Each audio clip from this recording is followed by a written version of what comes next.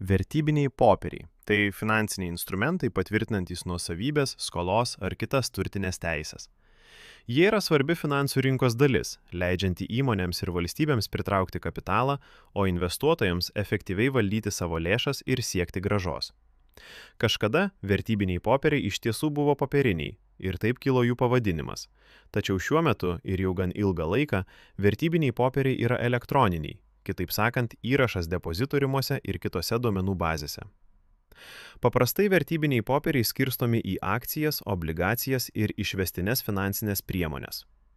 Akcijos suteikia investuotojui dalinę nuosavybę įmonėje bei teisę į dalį pelno, dažniausiai dividendų forma. Obligacijos priešingai reiškia paskolos įsipareigojimą. Investuotojas tampa kreditoriumi ir gauna nustatytas palūkanas. Išvestinės priemonės, tokios kaip opcionai ar ateities sandoriai, dažniausiai naudojamos rizikai valdyti arba spekulacijai. Vertybiniai popieriai atlieka svarbų vaidmenį ekonomikoje, nes padeda paskirstyti kapitalą ten, kur jis gali būti panaudotas efektyviausiai, leidžia įmonėms finansuoti plėtrą ir inovacijas, didinti pelną ir tuo pačiu valstybei sumokamus mokesčius. Investuotojams vertybiniai popieriai sukuria patogias galimybės investuoti. Be abejo, investavimas į vertybinius popierius reikalauja žinių ir atsakingo vertinimo. Rinkos svyravimai, ekonominiai pokyčiai ar emitento finansinė būklė gali turėti tiesioginę įtaką jų vertei.